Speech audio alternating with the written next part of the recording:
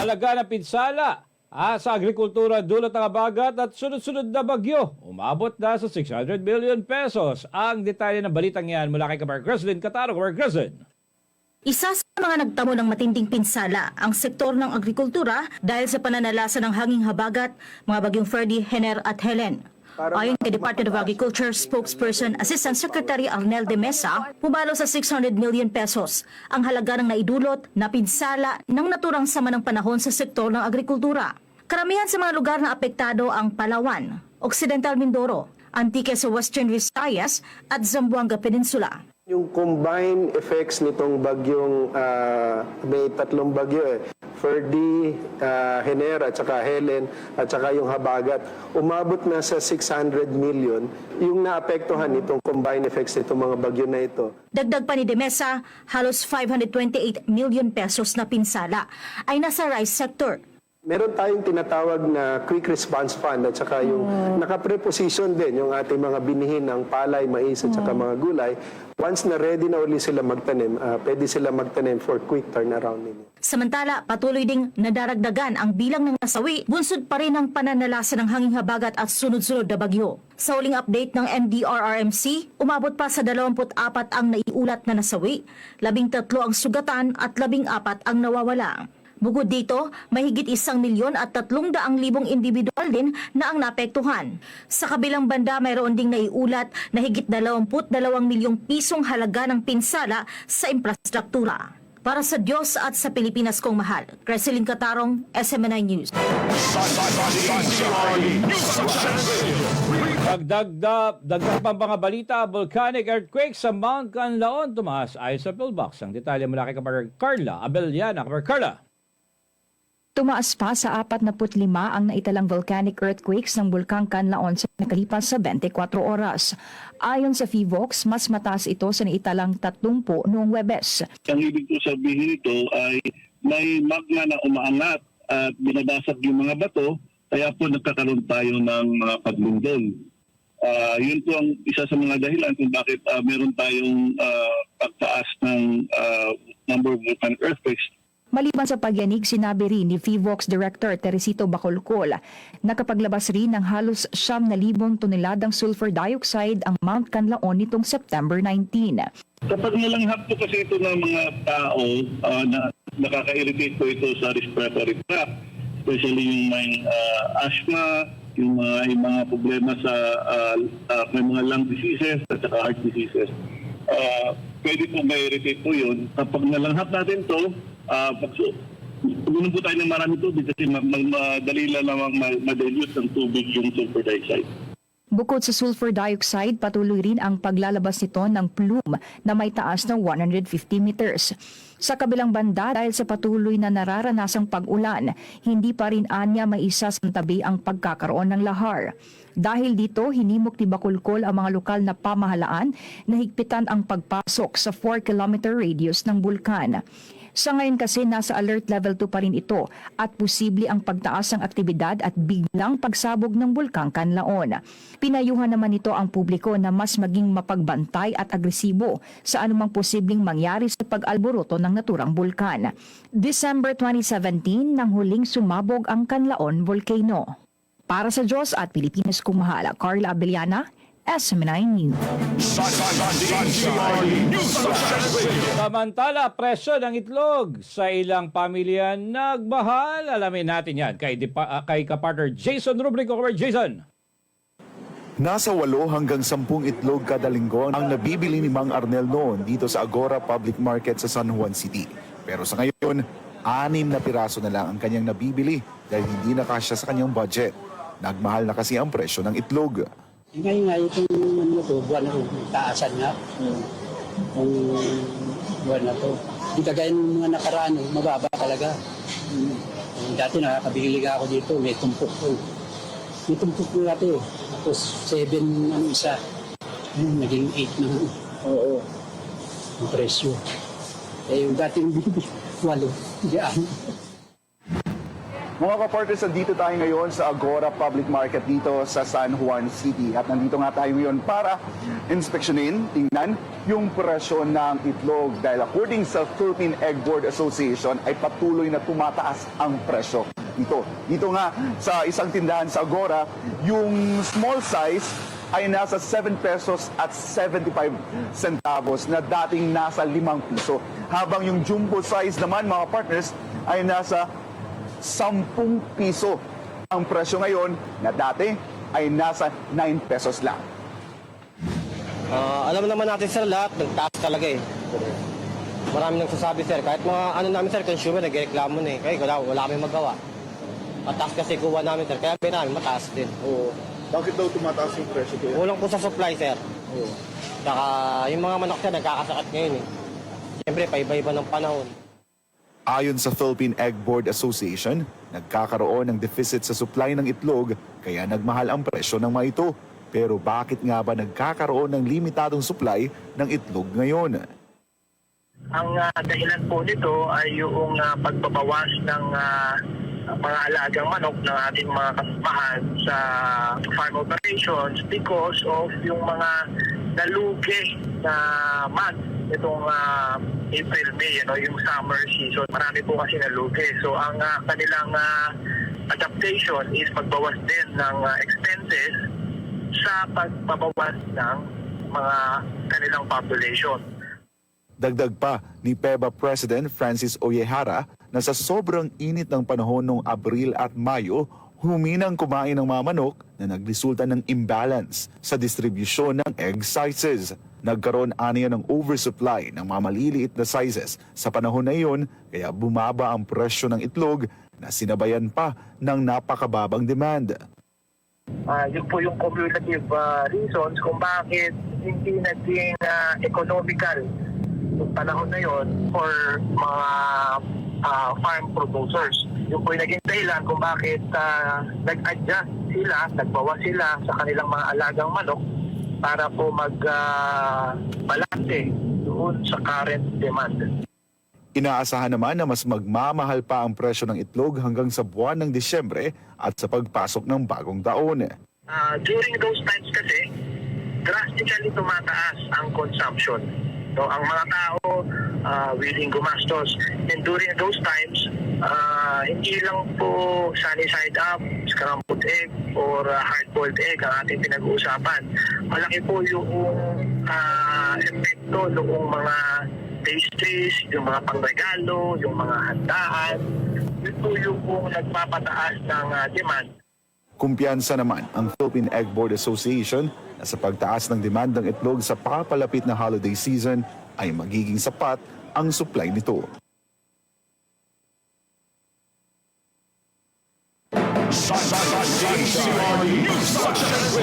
Maraming salamat, Kawar Jason. Sunshine News Blast. Dagdag pang balita, 14 billion na itinapyas sa pondo ng COMELEC. Malaki ang epekto sa BSKE, NLE ayon sa COMELEC chief. Ang detalye ng balita mula naman kay kapartner Margot Gonzales. Kapartner Margot.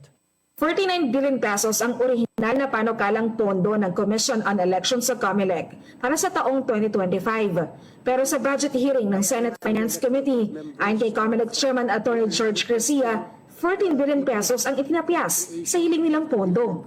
Ang malaking tatamaan ng budget cut ay ang barangay at SK elections sa BSKE. Nabawasan po kasi ang COMELEC ng napakalaking budget, 14 billion, 3 billion po sa budget na nabawas sa amin ay patungkol sa national and local election. Ito po ay para sa training ng ating mga guro na maglilingkod sa araw ng eleksyon. At yun naman pong 11 billion ay para sa barangay and SK elections. Sa 11 billion pesos na itinapyas para sa BSKE, apektado dito ayon kay Garcia ay ang hiling nilang 2,000 pesos na increase para sa honorarium ng mga guro na magsisilbi sa lalan. Napagbigyan po tayo para sa national and local election ng ating executive na magkaroon across the board na increase sa lahat ng mga guro, 2,000 pesos each. At magkakaroon din ng support staff bawat isang presinto. Kahit yung principal ay magkakaroon ng dalawang support staff na meron isang runner, tagatakbo na utusan.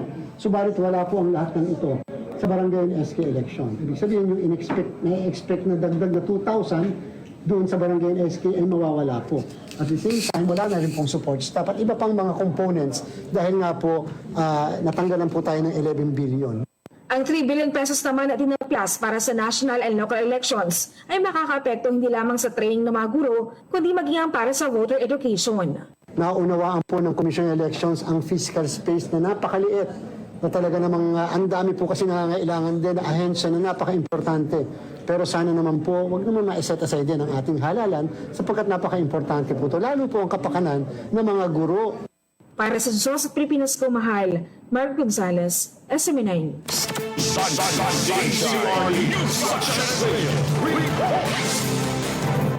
Sa iba pang mga balita, Stephanie Bara at ang kanyang pamilya pinasinungalingan ang mga aligasyon versus Pastor Apollo Kibuloy. Ang detalye ng balitang yan mula kay Kamarhana Jane Sancho. Kamarhana. Ikuha nila amahan ako. Ikuha nila akong inahan. You are all I have. Magikuha pa nila sa ako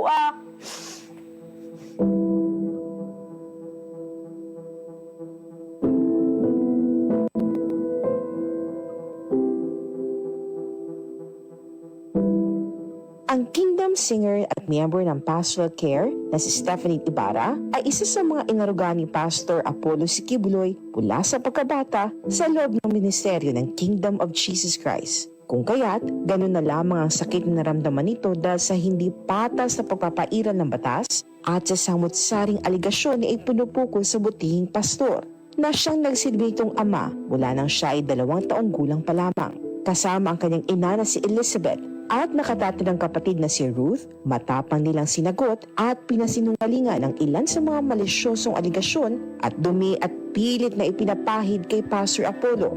Ilan nga rito ay ang umanong pag-recruit ng KOJC ng mga kabataan, particular na mula sa broken families. Inaalok umano ng libreng edukasyon upang mahikayat na pumasok sa KOJC. Nilalagay sa Bible School ang mga kababaihan, ginugroom bilang pastoral at kalaunan ay gagawan umano ng pang-aabuso at kahalayan. Ayon sa ina ni Stephanie, hindi totoo na may pamimilit at recruitment na nangyayari para lamang may pumasok sa KOJC. Dahil sa pagkakaroon ng malubhang sakit noon, ilang beses siyang nagsulat kay Pastor Apollo upang sagipin ng KOJC ang kanyang mga anak dahil wala na siyang mapag-iiwanan sa mga ito. Sa sitwasyon ko, ako ang humingi ng awa kay Pastor. I even tried two letters. Doon naawa sa amin si Pastor na kinausap talaga ako ni Pastor na dadalhin ko si Tani at si Ruth sa Davao, pero yun kasama na ako. So hindi nagre-recruit si Pastor. Nobyembre taong 1995 nang kupkupin ni Pastor Apollo ang kanyang pamilya. Ipinagamot siya at inaruga ni Pastor Apollo na parang mga sariling anak sina Stephanie at Ruth. At iba pang mga kabataan na gaya nila ay mula rin sa matinding pangangailangan. Samantala, ibinunyag rin ng mag-iina na makailang beses din muntik pauwiin dahil sa pagiging sutil at sa katigasan ng ulo. Patunay lamang na walang exemption sa KOJC pagdating sa disiplina, lalo na pagdating sa kasalanan ng imoralidad. I'm sure na hindi talaga nagre-recruit. Kasi nung nagpasawa yung mga anak ko, pinauwi kami ni Pastor. Pag makaawa ako kay Pastor noon, na kung pwede, bigyan pa kami ulit ng pagkakataon. Pag ang isang taon bumagsak sa tukso ng immorality, ang ginagawa ni Pastor John Unabes, kung sasubmit siya, kung papayag ang isang tao na magpag-correct, nakaka-undergo siya sa disiplin. Pero ayon sa gusto ng worker, ng taong involved. Kung ayaw naman niya, he's free to go. I've done so many things that I cannot be proud of here in the kingdom. I myself, kinausap talaga ako na kung if I cannot live up to the standard, no, the spiritual life here in the kingdom, then I might as well try to live my life outside of the kingdom. Ganun. Kasi hindi talaga pwede dito yan. Hindi pwede yung mga gawain ng mga kalaswaan sa Kingdom Nation. Ngunit sa kabila ng pagtutuwid at disiplina, pinili nila na manatili sa loob ng bansang kaharian, taliwas sa mga ipinupukol sa paratang kinakawawa ang mga missionary worker at walang kalayaan na umalis. Well, we are together here in the kingdom and nobody needs help for us to go out of the kingdom. If we wish to go out, we are free to go out anytime. Ang lalaki kaya ng gate namin dito. At saka may HID dito, katulad na nasabi ko earlier, we have our freedom of choice here. We are free. Anybody from the outside is free to fill up a form and become a full-time miracle worker. And anybody also is free to leave the kingdom as easy as they went in. So, it's just a matter of freedom of choice ng tao na nandito. Kasi nandito kami, hindi dahil gusto ni pastor, hindi dahil gusto ng mama namin, hindi dahil gusto ng kahit sino mang tao. Nandito kami kasi gusto namin na nandito kami. Samantala, sa gitna ng mga malisyosong issue na lumalabas ukol sa pastoral department ng KOJC, ipinaliwanag nila kung ano ang ginagawa dito. For 30 years in the ministry, I have seen how they've been growing. I am very, very thankful na ang anak ko nilagay din sa pastoral. Ano man tinuturo doon? Una, best, ang naging maayos ang kaisipan na walang malis.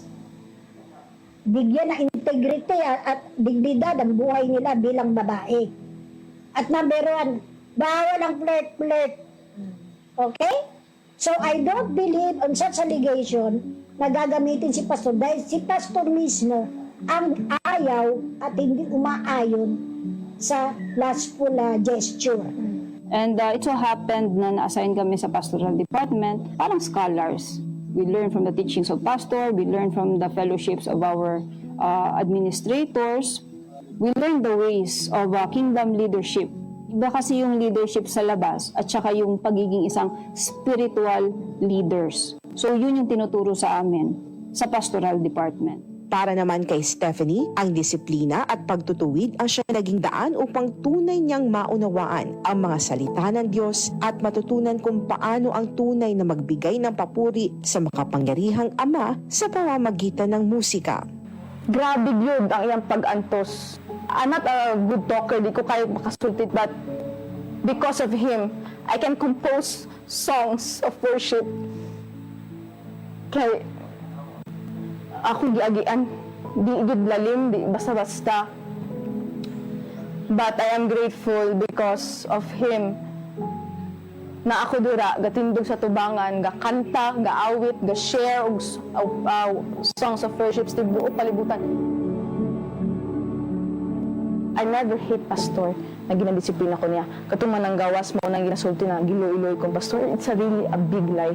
No, gidisiplina ko niya tungkol kay gihigong mako niya. And because of that, nabago akong kinabuhi. Ug nailhan ko sa Amahan. And I have a salvation.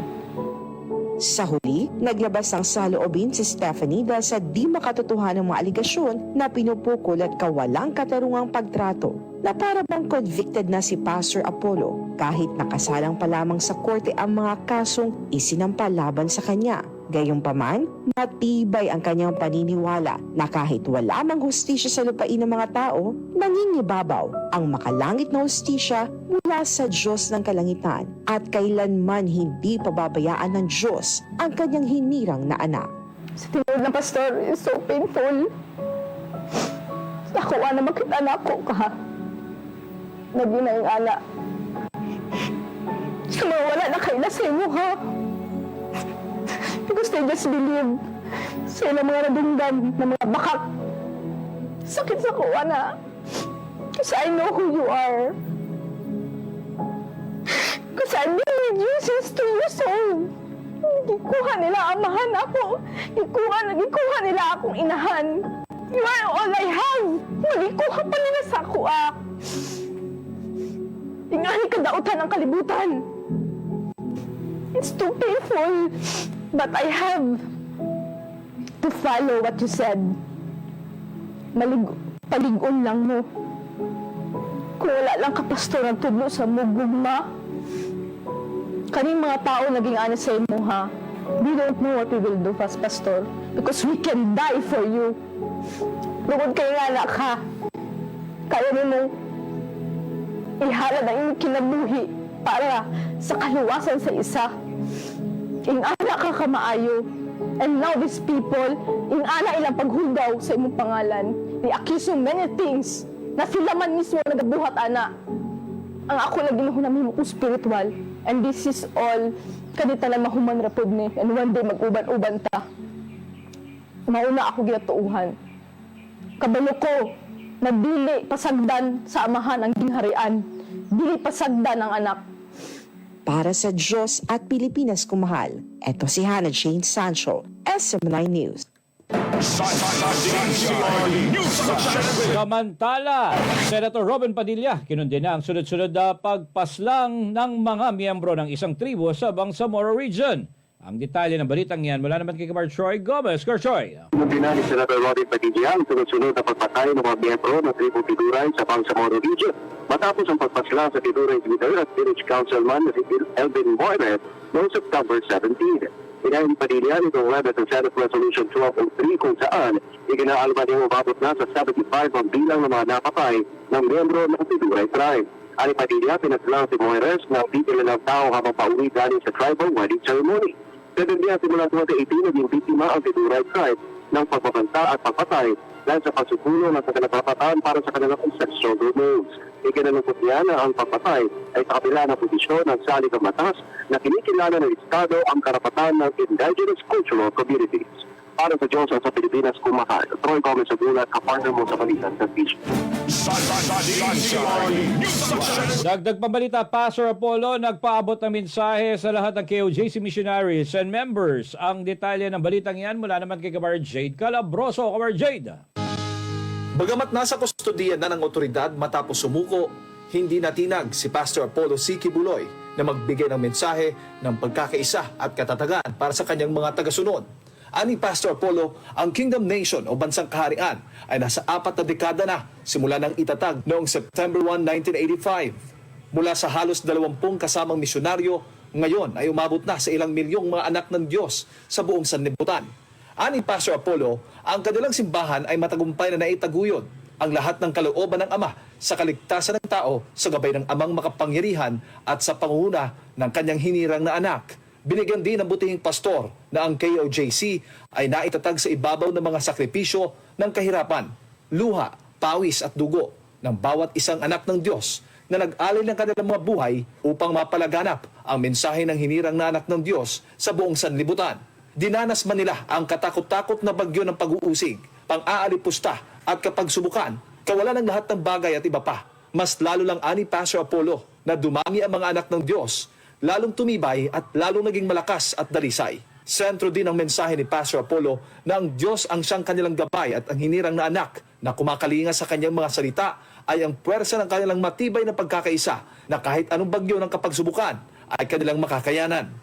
Kaya paalala ni Pastor Apollo sa lahat ng miyembro at misyonaryo ng KOJC, magpakalakas at magpakatibay lalo at ipagpatuloy na matagumpay sa ipinagkatiwalang gawain sa kanila. Samantala, ipinunto din ang butihing pastor na ang nangyari noong June 10 at August 24, 2024 ay isang digmaang espiritual na ang kampo ng kadiliman ay sumalakay at nag-anyong pulis. Ito ay upang subukan ang kanilang pagkakaisa, pagpapakumbaba at pananampalataya.